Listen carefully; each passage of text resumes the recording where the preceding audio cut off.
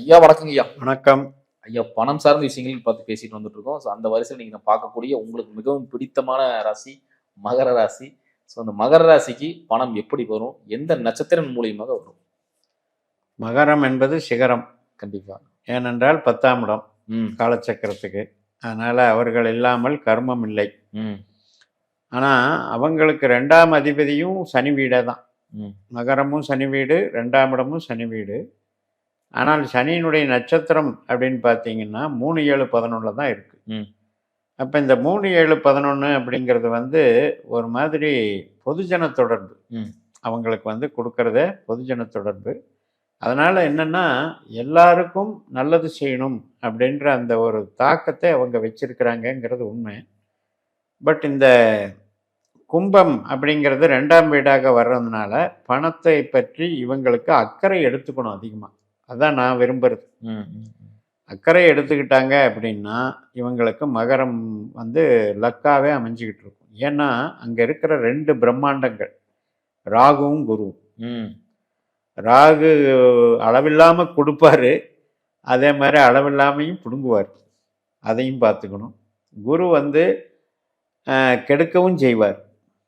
நாம் குருவை நினச்சா பெருமைப்படுறோம், ஆனால் குரு கெட்டு போகக்கூடாதுல்ல. கண்டிப்பா. கெட்டு போச்சுன்னா அது ப்ராப்ளம் ஆயிடும். இப்போ உதாரணத்துக்கு மகரத்தில் தான் குரு நீசமாகிறார். ம். அப்போ 2ஆம் இடத்துக்கு அது 12ஆம் இடம் ஆயிடுது. அப்போ குரு வலிமையை இழக்கக்கூடிய இடமே மகரமாக இருக்கு. ம். அதனால இந்த மகர ராசிக்காரர்களை பொறுத்த வரைக்கும் குரு கெடக்கூடாது. குரு கெட்டு இருந்தால் பண விஷயத்தில் எதிர்பார்க்கக்கூடாது. அதே மாதிரி தான் ராகு 8, 12 போகக்கூடாது. இப்போ 8ஆம் இடம் சிம்ம ராசி, 12ஆம் இடம் தனுசு ராசி, இதில் ராகு போனாலும் இவங்களுக்கு வில்லங்க இருக்கு. இது மட்டும் இல்லை அப்படின்னா மகரத்திற்கு பணம் கண்டிப்பாக கிடைக்கும். அதற்கான நட்சத்திரங்கள் திருவாதிரை, சுவாதி, சதயம், புனர்பூசம், விசாகம், பூரட்டாதி, மிருகசிரீஷம், சித்திரை, அவிட்டம், இந்த 9 நட்சத்திர நாட்களும் பணம் வரும். அந்த நாட்கள் நம்ம யூஸ் பண்ணிக்கலாம். ஆமாம், மாதத்துக்கு 9 நாள் கண்டிப்பாக இவங்க இன்வால்வ் ஆனீங்கன்னா அன்றைக்கி பணம் வரும். சிறப்புங்க ஐயா. எந்த வழி மூலமாக பணம் வரும் ஐயா? வழி என்பது அவரவர்கள் ஜாதகத்திலே எந்த பாவம் 2ஆம் இடத்தோடு தொடர்பு கொள்ளுது அப்படிங்கிறத வச்சு. உதாரணத்துக்கு 6க்கு 2க்கும் ஒரு தொடர்பு இருந்தது அப்படின்னா சம்பளம் தான், வேலை செஞ்சு பணம் வரும். அதே 10க்கு இதுன்னு வந்தால் ப்ரொமோஷன்னாலையும் பதவியினாலையும் சொந்த தொழிலினாலையும் பணம் வரும். 2 2ஆவே தொடர்பு கொண்டா 2க்கு உண்டான கிரகம் இப்போ ராகு நட்சத்திரத்திலே இருக்குதுன்னு வைங்க, அது திசை நடக்குதுன்னு வைங்க, அப்போ பணம் வந்து பெருகிட்டே இருக்கும். பணம் போட்டு பணம் நடக்குதுங்களா? பணம் போட்டு பணம் பண்ணுறது ஃபைனான்ஸு, மொத்த பணமே பணத்துக்கு சம்பாரித்து கொடுத்துக்கிட்டே இருக்கும். இது ஒரு வகை. அதுபோக 3, 7, 11 கனெக்ஷன் ஆச்சுன்னா மூளை உழைப்பின் மூலம் பணம் வரும். இப்போ பார்ட்னர் மூலம் பணம் வர்றது, ஆவணங்கள் மூலம் பணம் வர்றது. இப்போ நீங்கள் வந்து ஒரு இது தகவல் தொடர்பு மீடியேட்டராக இருந்து கமிஷன் வாங்கி பணம் வர்றது, இது மாதிரி வர்றதெல்லாம் நண்பர்கள் மூலம் பணம் வர்றதெல்லாம் 3, 7, 11 2ஓட தொடர்பு கொண்டாங்க. அதுபோக இந்த 1, 5, 9 2ஓட தொடர்பு கொண்டா பூர்வீக பணம், கலைகள்னால பணம், நம்மளுடைய சொந்த திறமை, இண்டிவிஜுவாலிட்டி பவர்னால பணம் சம்பாதிக்கும். அதே வந்து 8, 12 தொடர்பு கொண்டால்தான் எதிர்பாராத தனம் வரும். 8, 12 8 வந்து 2ஓட தொடர்பு கொண்டால் பெரிய புதையல் யோகம், அதிர்ஷ்டம்னு சொல்கிறோம். நம்ம காசு கிடையாது, நம்ம காசு கிடையாது, இனாம். சுருக்கமாக சொல்லப்போனால் பதவியில் இருக்கிறவங்க வாங்குற பணம், சம்பளம் இல்லாமல். 8 2ஓட தொடர்பு கொண்டால் சட்டவிரோத பணம், ஆனால் நமக்கு அதிர்ஷ்டம். 8 என்பது அதிர்ஷ்டம் வந்து சீட்டிங் மணின்னு பேர். சிறப்பு ஐயா. இப்போ பணத்தை பற்றி பேசிட்டோம். சில பேருக்கு பணம் தங்கவே மாட்டேதுங்க. நாங்கள் எவ்வளோதான் சம்பாதிச்சாலும் கையில் நிற்கவே முடியும்னு சொல்கிறாங்க. அது காரணம் அங்கே தான் 8ஆம் இடம் 12ஆம் இடம் வேலை பார்க்குது.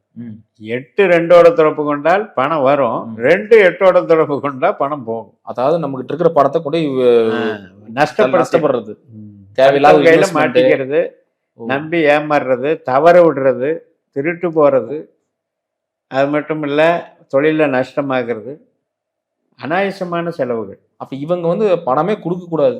ஆமாம், அதாவது ராகு குரு இந்த 2 கிரகம் சிம்மத்திலேயோ தனுசுலேயோ இருந்ததுன்னா இவங்க கேஷியர் போஸ்ட் இவங்களுக்கு ஆகாது. அதில் ரிஸ்க் எடுத்தாங்கன்னா மாட்டிக்குவாங்க. பணம் பட்டுவாடை பண்ற இடத்துக்குள்ளே இவங்க இருக்கக்கூடாது. ராகு திசையோ குரு திசையோ நடக்கும்போதும் படாத பாடு பட்டுருவாங்க. டெவலப்பே பண்ண முடியாது. அதனால தான் நமக்கு தனஸ்தானத்தினுடைய கொடுப்பினையை பார்த்துக்கணும். அதனால தான் கடந்த காலத்துல எல்லாம் இவ்வளவு கடன் சார்ந்த விஷயத்துல சிக்கினாங்களா ஐயா? கண்டிப்பாக அது தேவையில்லாமல் 7.5 சனி மேலே பழி போட்டு சுகம் கண்டுக்கிறது. எனக்கு சனி தான் பாதிச்சிருச்சுன்னு. எந்த சனி பாதிச்சது? இவங்களுக்கு 8ஆம் வீடு வில்லன் இருக்கிறதே சூரியன் தான், ஜென்ம விரோதி. அவருடைய நட்சத்திரம் நம்ம மகரத்திலேயே இருக்கு, உத்திராடம். அப்ப என்ன அப்படின்னா புத்தி கெட்டு போகுதுன்னு அர்த்தம். லக்ன ராசிங்கிறது சுயபலம் தானுங்க. 8ஆம் பாவத்தினுடைய நட்சத்திரம் நம்ம கிட்ட இருந்தா எப்படி திங்கிங் போகும்? நஷ்டத்தை நோக்கி தான் போகும். புதுசா ஒன்று ஆரம்பிப்போம், பிரம்மாண்டம் ஒன்று செய்வோம்னு. அதனால நிச்சயமாக இவர்கள் ஏன் மகரத்துக்கு இவ்வளவு சோதனைகள் வருது அப்படின்னா, அது இந்த சூரியனே பிரச்சனைக்குரியவரா மாறுறாரு. நாம வழக்கம் போல சொல்லுவோம் இல்லையா, தாய் தந்தை சகோதரன் அப்படின்ட்டு. அது மாதிரி செவ்வாய் பாதகாதிபதியா மாறுறாரு. நீங்க சொல்றத பார்த்தா ஒரு காரத்துவம் தனியா எடுத்துட்டோம்னாலே இப்ப அப்பா மகனுக்கு ஆகாதுன்னு சொல்லலாம். சூரியன் அடி வாங்கிருச்சுனாலே அப்பாவுக்கு நமக்கு ஒரு முரண்பாடு இருக்கும். ஆரம்பத்துல இருந்தே அப்பாவினுடைய அனுசரணையும் இல்லாம போகுது இல்ல. நல்லா அன்பு இருப்பாரு, அன்பு இருந்தாலும் கூட அவர்னால இவருக்கு உதவி செய்ய முடியாது. சொத்து இருந்தும் சொத்து இல்லாம போகும். ஒருவேளை சொத்து இருந்தும் கூட வெறுப்பா போகலாம். அதாவது டம்மி பீஸ் அப்பா அப்படிங்கிறது அப்படி ஆயிடுது. சில பேருக்கு அது எப்படி சாதகமா வரும்னா, இந்த சூரியன் அப்படிங்கிற கிரகம் இப்ப 8, 12ன்னு இருக்கு இல்லையா, அந்த 8, 12லயே சாதகமா இருக்கக்கூடிய வகையில இப்ப 7லயோ 3லயோ 11லயோ உட்கார்ந்தா அந்த 8, 12னுடைய இதை கேன்சல் பண்ணிடும். ஒரு சில பேருக்கு அப்படி குடும்பத்துல அது பொதுவா போயிடும். இருந்த போதிலும் பெரிய கிஃப்ட் எல்லாம் இருக்காது அப்பான்னா, ஓரளவுக்கு பகை இல்லாம போய்க்குவாங்க. சிறப்பு ஐயா. இப்போ அருமையா சொன்னீங்க. எந்த காலகட்டத்துல இவங்களுக்கு பணம் வரும்? ராகு திசை குரு திசை அருமையான அமைப்பு. நீங்க சொல்றது 2 திசையுமே கரெக்டா மிட்ல தான் வரும் போல இருக்கு. ஆமா, மகர ராசியில் பிறந்தவங்க மிடில் ஏஜ்ல தான் வந்துடும். எல்லாருக்குமே இயற்கை பாருங்க எப்படி வச்சிருக்கு. 2ஆம் இடத்துல அடுத்தடுத்த திசைகள் வர்ற மாதிரி. ஆமா, இது இரண்டுமே மிகப்பெரிய திசை. ஆமா, 18 16 40 வருஷம் போட்டு பண்ணிடலாம். அதே கெட்டு போச்சுன்னா எப்படி? ஆனா பெரும்பான்மையா ஒரு 90% பேர் ராகுல மாட்டிக்கிறாங்க ஐயா. ஆமா, அது காரணம் நீங்க ராகுல மாட்டுறது. அந்த பிறக்கும் நேரத்துல இந்த ராகு 8, 12 தொடர்பு அமைஞ்சிருக்கிறதுக்கு தான் மாட்டிக்கிறேன். ஏன்னா சில பேர் சொல்றதை கேள்விப்பட்டிருக்கீங்க. இப்போ ஸ்டார்டிங் தசை ஆரம்பிச்சோன்னே பணம் எங்கிருந்து வந்துச்சுன்னு தெரியலீங்க, அங்க வருது இங்க வருது, அவ்வளவுதான். நான் ஃபாரின் போயில எல்லா பக்கம் சுத்துனங்க, 2 வருஷத்துல ஃபுல்லா அப்படியே வாஸ் அவுட் ஆகுது. சில பேருக்கு ஏஜ் ஆன பிறகு சம்பாதிப்பாங்க. அவங்களுக்கு பாத்தீங்கன்னா இந்த 2010 கிரகம் இருந்து திசை நடத்தும், வேற கிரகம். இப்போ உதாரணத்துக்கு சுக்கிரனோ புதனோ சனியோ கூட இருக்கிறாங்கன்னு வைங்க, அது அந்த திசையில இந்த 2ஆம் இடத்துல இருக்கிறதுனால பணத்தை கொடுத்துரும். யார் மூலமா கொடுக்குதுன்னா ராகு மூலமாவும் குரு மூலமாவும் தான் கொடுக்குது. நீங்க கூட கடந்த வீடியோ சொல்லியிருந்தீங்க, என்னன்னா அகம் சார்ந்த விஷயம் ஒண்ணு பண்ணுது அப்படின்னா புறம் சார்ந்த விஷயத்துக்கு பிரச்சனை வரும். பணத்தை கொடுக்கும் போதே குடும்பத்துல பிரச்சனை. ஒன்றை இழந்துதான் ஒன்றை பெற வேண்டும், இது இயற்கையின் நியதி. அதுக்கு இவ்வளவு வட்டி வாங்குறதா அப்படிங்கிற மாதிரிதான் இருக்குங்க. அப்ப 2ஐயும் பேலன்ஸ் பண்ற மாதிரி கிரகம் இருந்தா சந்தோஷப்பட்டுக்கணும்.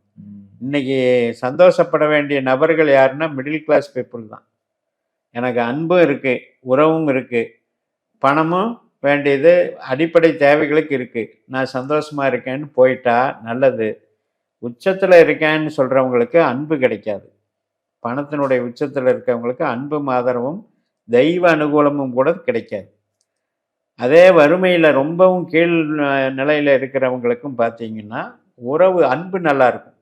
குடிசையில் அருமையாக தூக்கம் வரும், 2 பேரும் குடும்பம் முழுக்கமே உறவாடிக்குவாங்க நல்லா. ஆனால் செல்வாக்கு இருக்காது.